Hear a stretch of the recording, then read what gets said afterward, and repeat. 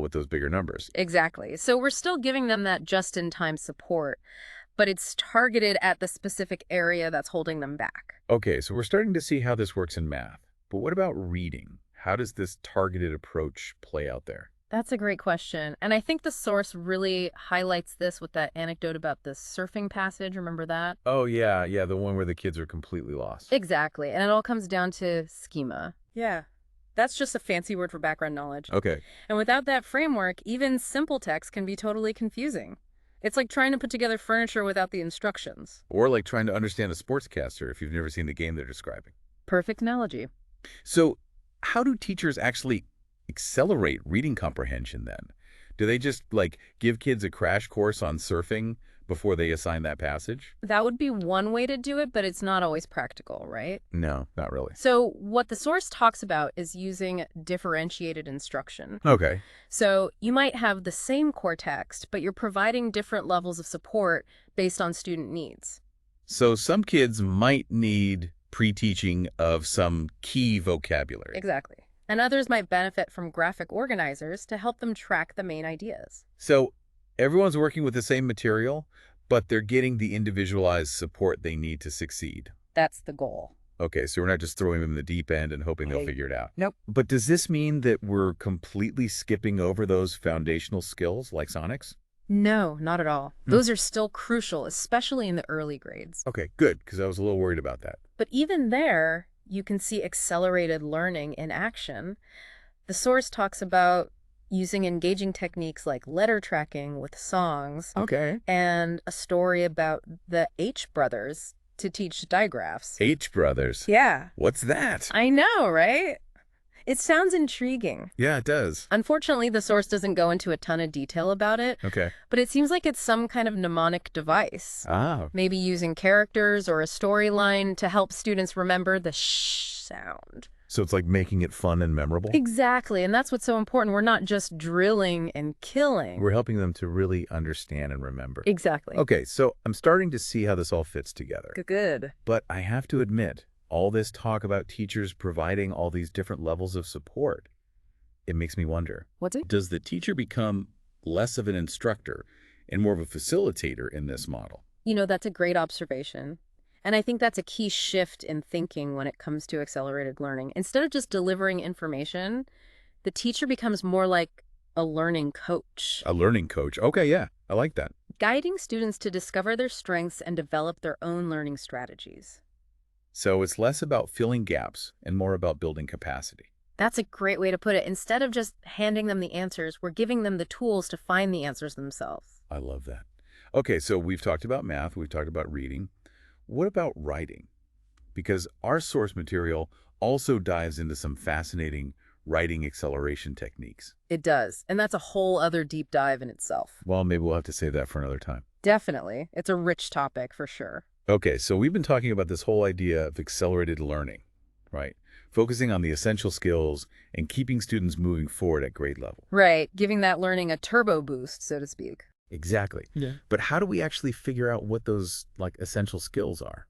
That is the million-dollar question, isn't it? It seems pretty crucial to making this whole thing work, right? You're absolutely right. It all starts with assessment. Okay. And I don't just mean those big end-of-year standardized tests. Okay, yeah. So not just waiting till the end of the year to see who's fallen behind. Right. We need more frequent check-ins along the way. Gotcha. Ongoing assessments that give us a real-time snapshot of where students are at. So then we can use that information to figure out exactly where they need support. Precisely. And then we can target our instruction to address those specific areas. Okay, so it's not about trying to fill every single gap from previous years. No, it's about being strategic. It's about targeting the skills that are essential for moving forward at that grade level. It sounds like a much more efficient approach than trying to reteach everything they might have missed along the way. I think so. It's about working smarter, not harder. I like that. So I'm starting to see how this is different from traditional remediation, but I have to admit, it seems like it requires a pretty big shift in how teachers think about learning, right? It does. It's a different way of thinking about it. Because it's not just a straight line from point A to point B anymore. Right. It's more like a web of interconnected skills. Okay. And teachers need to be incredibly adaptable, constantly assessing and adjusting their instruction to meet individual student needs. So they need to be kind of like master jugglers. In a way, yes. And that's where differentiated instruction really comes into play. Yeah, and we saw some great examples of that in our source material. We did. Like those tiered lessons for writing where everyone's working towards the same learning goals, but the level of challenge and support is tailored to each student. Exactly. It's about meeting students where they are and providing them with the support they need to succeed.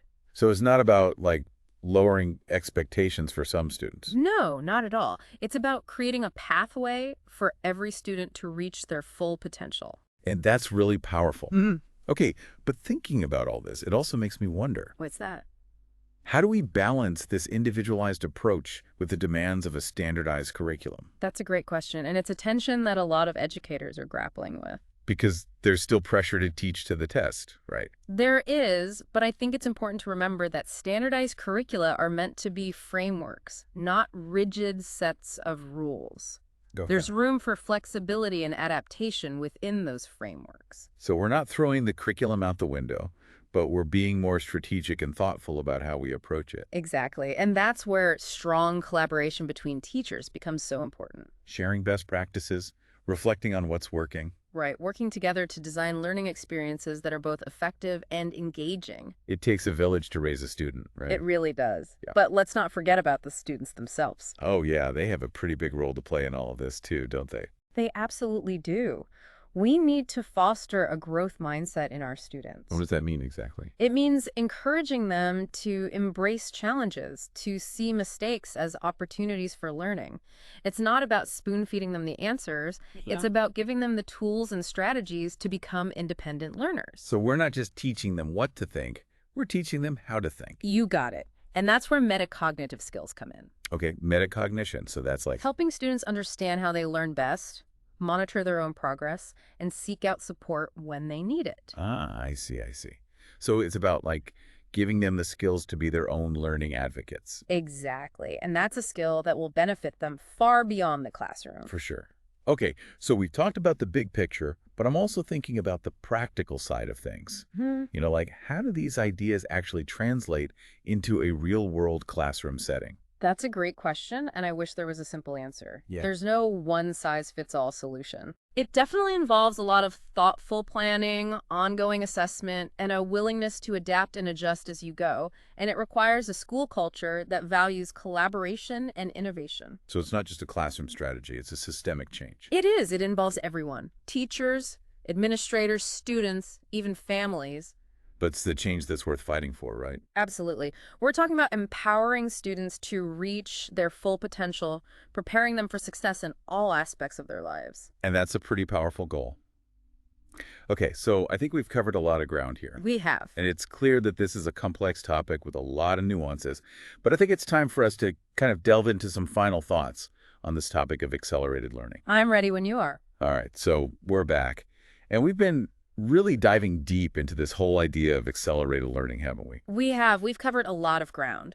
From, pinpointing those essential skills to creating learning environments that really spark students' curiosity. Yeah, and we talked about how important it is to give students the tools they need to become those active learners. Right. Not just passively absorbing information, but really engaging with it, owning their learning journey. Exactly. And I think it's so important to remember that this goes way beyond just getting a good grade on the next test. Oh, absolutely. This is about equipping students with the skills and the mindsets they need to thrive in life, period. It's like giving them a toolkit for lifelong learning, right? I love that analogy because that's exactly what it is. They're not just memorizing facts. They're developing the ability to learn and grow independently. And that's something that will serve them well in every aspect of their lives, whether it's their careers, their relationships, their roles as citizens in the world, you name it. It's about fostering a genuine love of learning, that thirst for knowledge that will stick with them long after they've left the classroom. Absolutely. And I think that's one of the most powerful things we can do as educators. Yeah. But it makes me wonder, how do we as a society really cultivate a culture that values and supports this kind of learning? Because it seems like there's often a bigger focus on remediation, on fixing what's perceived as broken. That's such an important point. We need to shift away from that deficit-based mindset, the one that's always looking for what's wrong, and start embracing the incredible potential that exists within every single student. Instead of focusing on what students are lacking, we should be celebrating their strengths, Yeah. giving them the opportunities to truly excel. Exactly. And it's about believing in that power of human potential, recognizing that every child is capable of extraordinary things given the right support and encouragement. And that support can come from so many sources, right? Teachers, families, communities. It's a collective effort. It really is. It's a recognition that learning doesn't happen in isolation. It thrives in those environments that are inclusive, engaging, and responsive to the unique needs of every learner. And those environments aren't limited to just traditional classrooms, right? Think about all the incredible resources we have. Libraries, museums, community centers, and not to mention like the whole world of online learning. I mean, technology has opened up so many doors for students. It really has. We have this incredible potential to create a truly vibrant ecosystem of learning. Where every child can discover their passions, explore their interests, and just reach their full potential. I love that vision. But, creating that kind of ecosystem requires us to think differently about the role of educators. Yeah. How do we equip teachers with the tools and the support they need to really embrace this approach? Well, I think professional development is key. We need to be providing ongoing training in things like differentiated instruction, assessment strategies, and the pedagogical shifts that support accelerated learning. So it's not just about those one-off workshops. No, it's about fostering a culture of continuous learning and collaboration among educators. Creating those communities of practice where teachers can share their experiences, learn from each other, support each other's growth. Exactly. And that's how we build a network of passionate, dedicated educators who are constantly pushing the boundaries of what's possible in education.